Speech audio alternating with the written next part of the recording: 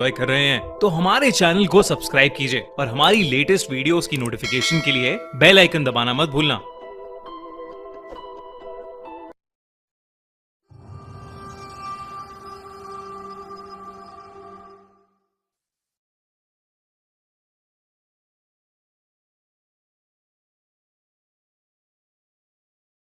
कहानियां तो आपने बहुत सुनी होंगी, मगर इस दुनिया में कुछ ऐसी कहानियां भी हैं जिन पर विश्वास कर पाना बहुत मुश्किल होता है।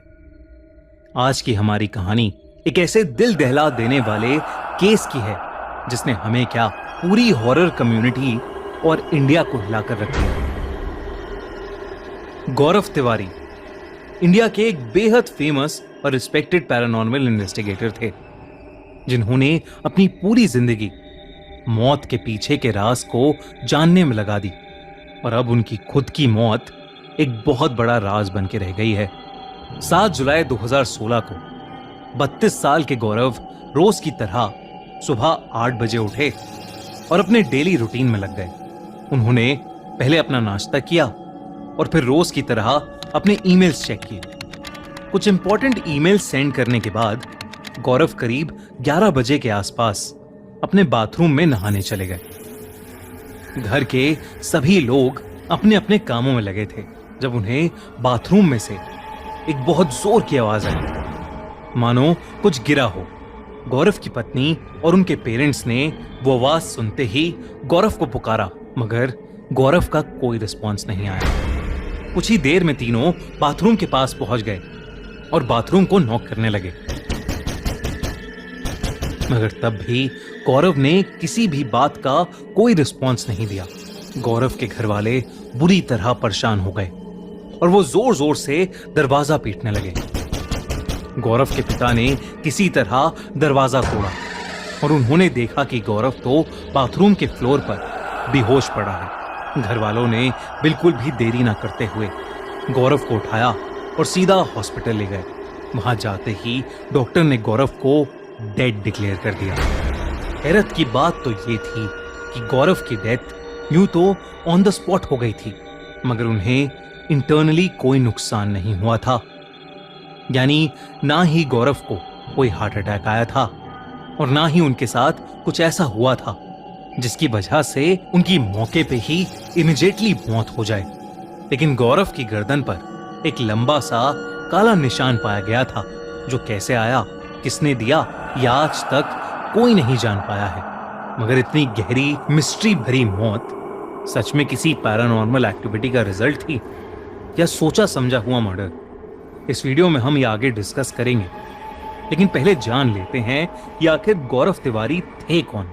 दोस्तों, क्या आपने कभी रियल लाइफ में कोई चीट कोड देखा है, वो भी पैसे के मामले में? आओ देखते हैं। यहाँ पर एक छोटी सी अमाउंट लो जो मिस हो जाए तो फर्क भी ना पड़े। एक शॉर्ट वीडियो खोलो और उसमें दिए गए 3 सिंपल स्टेप्स फॉलो करो और सिर्फ 20 मिनट्स के अंदर 3 गुना से भी ज्यादा रिटर्न पाओ। अब इसे सेव करके रख लो गिफ्ट के लिए। ये स्ट्रेटेजी फॉलो करना तो एकदम चीट कोड जैसा ही है। हमने अपनी प्लेलिस्ट में इसे सेव कर दिया है ताकि ये आप भी देख सको। कार्ड पर क्लिक करो या फिर स्ट्रेटेजी नाम की प्लेलिस्ट खोल लो और पहला वीडियो देख लो। पिन कमेंट और डिस्क्रिप्शन में भी लिंक मिल जाएगा। शायद ये वीडियो सिर्फ थोड़ी देर के लिए ही रहे, तो जल्दी देख लो, फिर हम वापस कंटिन्यू करते हैं।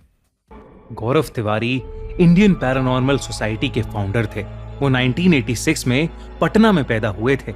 21 साल की एज में वो अमेरिका अपनी हायर स्टडीज के लिए चले गए थे। वैसे तो वो एविएशन इंडस्ट्री यानी एरोप्लेन की पढ़ाई करने अमेरिका गए थे, मगर वहां जाकर उनकी दिलचस्पी पैरानॉर्मल एक्टिविटीज और भूत प्रेत से जुड़ी चीजों में बढ़ने लगी।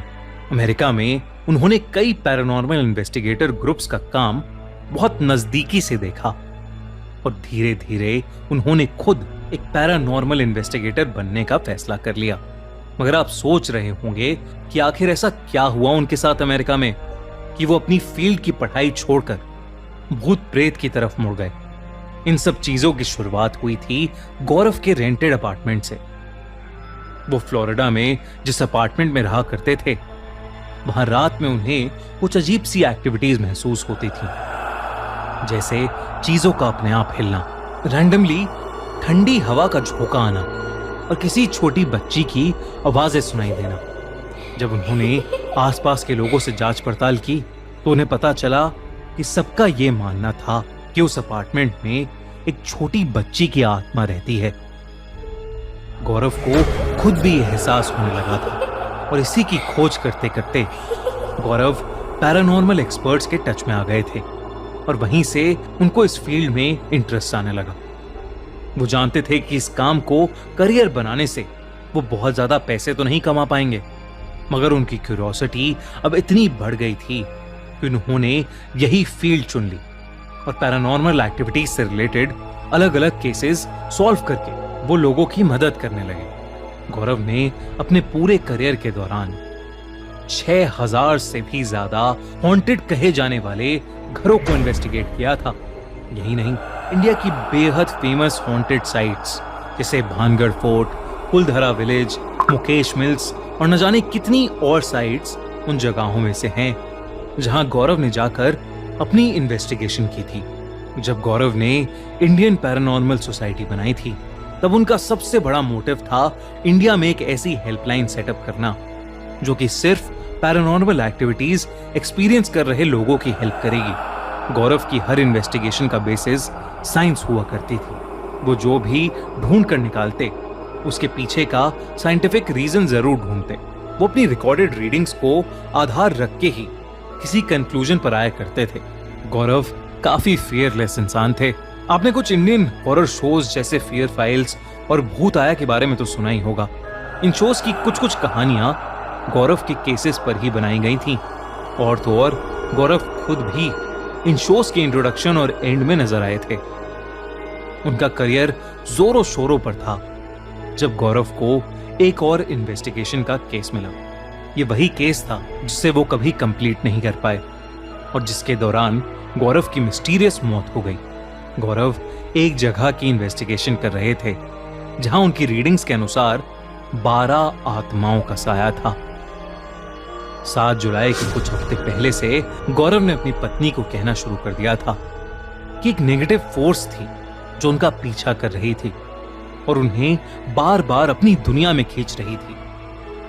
पुलिस ने जो रिपोर्ट दर्ज की उसमें उन्होंने इस केस को सुसाइड का नाम दिया, मगर सोशल मीडिया पर हर जगह गौरव की मौत को पैरानॉर्मल एक्टिविटीज का रिजल्ट बताया गया। गौरव की मौत के इतने साल बाद भी ऐसा कोई वैलिड रीजन नहीं निकल पाया है जिससे गौरव की डेथ जस्टिफाई हो सके।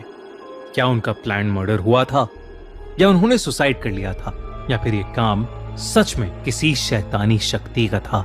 इस पहेली को आज तक कोई नहीं सुलझा पाया है।